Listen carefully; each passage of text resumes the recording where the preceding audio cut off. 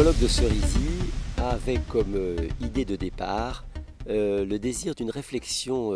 pluridisciplinaire sur le grand enjeu que constituent les futurs de l'océan, des mers et des littoraux. Effectivement, la mer fait rarement l'objet d'une réflexion croisée avec l'ensemble des disciplines qui l'intéressent. Et donc, avec les co-directeurs, nous avons souhaité proposer une réflexion complètement transversale sur les grands sujets qui vont structurer les futurs de la mer, en commençant d'abord par les perceptions, en passant ensuite aux enjeux de la description physique des océans et de leurs évolutions, en passant ensuite aux aspects du vivant, puis en complétant avec les enjeux d'économie, de géopolitique et de sécurité stratégique, pour terminer par une réflexion croisée avec l'ensemble des disciplines. La richesse des présentations et la diversité des approches qui ont pu être mises en évidence permettent de comprendre finalement une très grande diversité d'enjeux relatifs à l'océan et de montrer que ce n'est pas simplement par un seul des prismes qu'on va pouvoir répondre à l'ensemble de ces enjeux, mais qu'il est nécessaire d'intégrer l'océan dans tout un système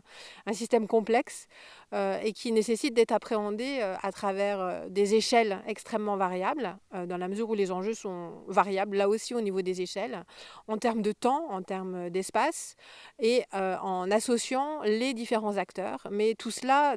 pour répondre à des enjeux qui sont assez urgents. L'intérêt de ce colloque, c'est aussi de montrer que ces espaces maritimes ou marins sont des espaces en très forte tension entre, d'un côté, la richesse de leurs écosystèmes, tout l'apport qu'ils peuvent avoir dans le fonctionnement de notre planète Terre, et puis de l'autre, les activités humaines qui sont de plus en plus fortes sur ces espaces océaniques. Et donc, comment on fait pour trouver un chemin de développement durable en espérant finalement qu'il y ait des pistes d'action pour concilier en fait ces écosystèmes et ces activités humaines. Ce colloque permet de montrer la diversité des valeurs, qu'elles soient symboliques, valeurs économiques, la diversité des intérêts qui peuvent être mis en évidence par chacun des acteurs par rapport aux enjeux relatifs à l'océan. Mais au cœur de cela est l'humain. Et finalement, si l'océan est la surface qui occupe le plus la Terre, c'est l'humain qui vient avoir une pression sur ce milieu et qui peut-être doit changer sa façon d'appréhender sa relation à l'océan pour justement qu'il soit durable et s'inscrire dans une dynamique de reconnaître ce que peut offrir l'océan et pas simplement aller capter, prélever et non seulement d'un point de vue quantitatif quant aux ressources qui sont au sein de l'océan, mais aussi venir polluer cet océan et dégrader ces socio-écosystèmes qui sont absolument fondamentaux pour le développement de la vie de façon globale. Finalement, on pourrait résumer l'esprit de Cerisy appliqué à un domaine aussi vaste que celui de la mer par comment passer de la prédation à l'intégration. Trop souvent, la collection des activités sur la mer fait état d'aspects quantitatifs pour des prélèvements ou des fonctions d'utilité de cet espace, sans voir qu'en réalité, cet espace nous rend d'immenses services, à commencer par l'équilibre thermique, puisque 90% de la chaleur en excès qui arrive sur la Terre est absorbée par les océans, que grâce à lui, la moitié de notre oxygène, elle est fournie à l'atmosphère, et que c'est un remarquable puits de carbone qui évacue là aussi à peu près entre 25 et 30% de nos émissions de gaz à effet de serre. Donc, discrètement, je dirais, l'océan nous est vital. Mais le comportement des activités humaines, le comportement général de l'homme vis-à-vis de cet espace vital, il tient souvent bien peu compte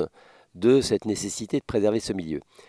D'où le souci que nous avons eu lors de ce colloque de dégager vraiment les lignes de force de son évolution et d'essayer de tracer une vision collective qui serait au bénéfice de toutes les parties, c'est-à-dire finalement de la famille humaine sur la Terre.